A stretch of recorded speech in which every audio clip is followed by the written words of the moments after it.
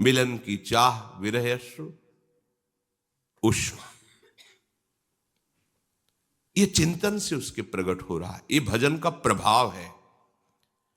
क्वचित धशति, कभी प्रभु की कोई लीला चिंतन करके हंसी आ रही, हंस रहा है।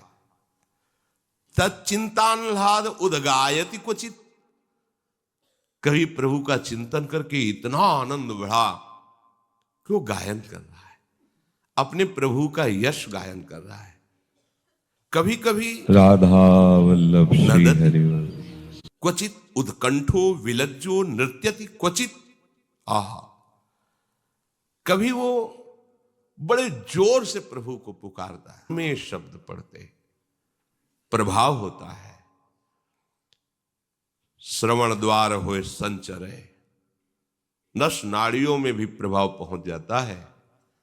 अगर कोई कटु वचन बोले निंदास्पद, तो पूरा शरीर देखो तिलमिला उठता है एकदम। तो शब्द पहुंचा ना श्रवण इंद्री के द्वारा।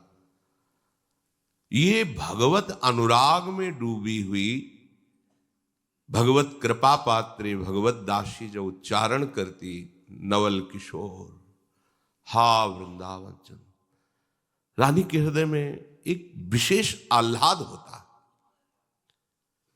एक दिन पूछ लिया कि तुम रहती तो मेरे पास हो, सेवा मेरी करती हो, ये किसका तुम नाम लेती हो? क्या किसी से तुमने प्रेम कर लिया है?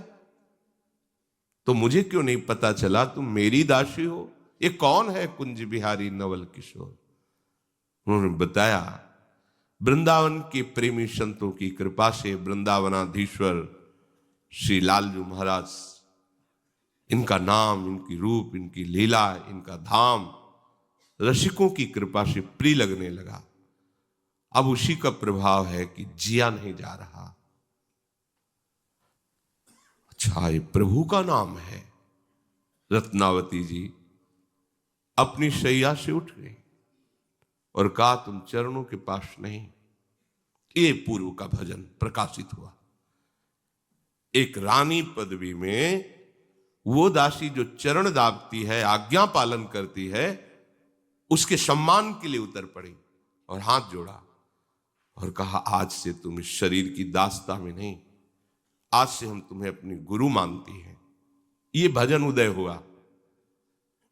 पूर्व का भजन एकदम प्रकाशित हुआ। यहां से श्रीमानों के कुल में जन्म हुआ, खूब भोग बाहुल्यता है।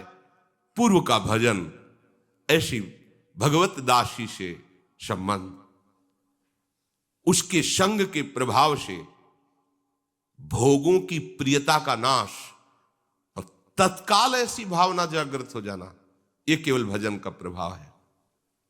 एक रानी अपनी चरण दासी के सामने हाथ जोड़कर खड़ी हो जाए और अपने शिराने आसन पे बैठाल के उसे गुरु भाव से देखे, ये केवल भगवत कृपा पात्रों में ही सामर्थ्य, दूसरों में नहीं।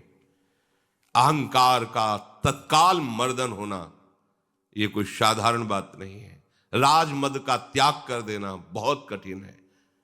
जरा सी प्रभुता बढ़ जाती है, न जाने क्या क्या बुद्धि करवाने लगती है जो शास्त्र विरुद्ध है। को न रस जन्मा जगमाही, प्रभुता पाहि जाहि मद नाही।